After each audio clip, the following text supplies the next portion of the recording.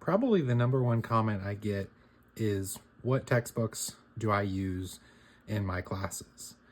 So I thought I would go through that for various classes I teach and go through the books that I use.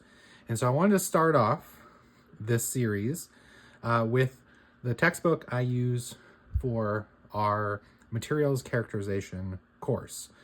So this is a course that goes through and looks at different materials characterization techniques and spends a lot of time on optical microscopy, diffraction techniques, and electron microscopy. But we go into some other topics as well.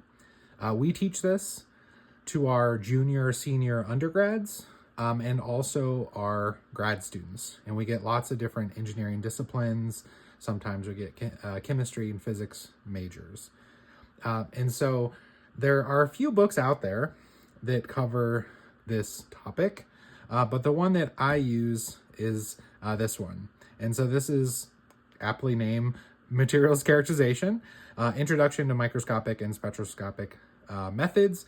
This is the second edition. I believe it is published in 2013 with by Leng. This is from Wiley, as you can see. And I like this book for our class. We have, it gives a nice overview of the various techniques that we cover.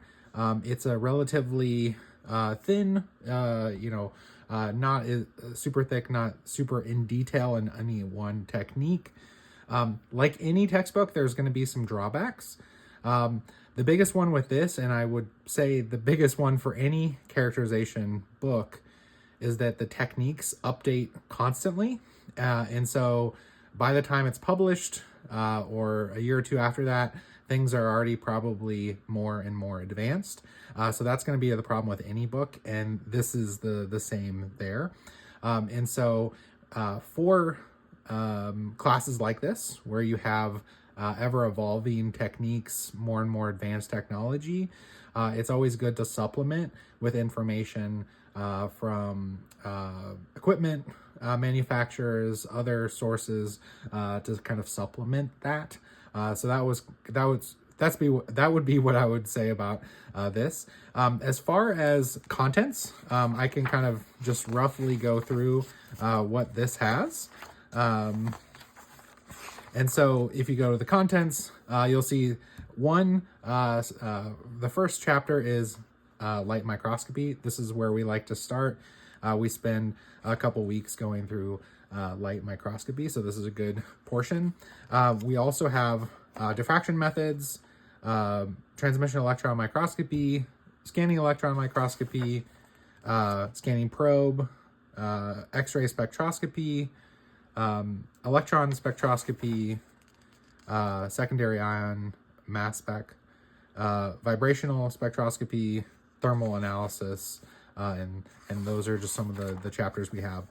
We aren't able to cover every single technique, but like I said, we do focus on light microscopy in our class, diffraction methods, and the electron microscopy.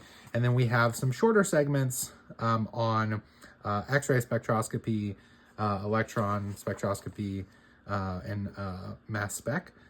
We don't get into vibrational spectroscopy or thermal analysis. However, I always have my students do a semester-long project to kind of supplement the topics that we do.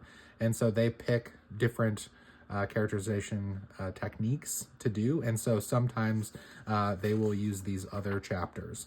And so those are just some of the chapters. Like I said, this is a good book for materials characterization. There are others out there. Like I said, I have not had a chance to look at all of them, but this is the one that we use for our class. And just a little bit about this, I looked this up online. It looks like it goes new about $100 or so. You can always get used copies out there. There's an ebook as well, but it looks like it goes for about $100 US dollars. and can be got potentially cheaper if you're able to get a used copy. So again, just a little bit about the book we use for our course on materials characterization. Like I said, I'm going to have some follow-up videos with some other textbooks that we use in other courses.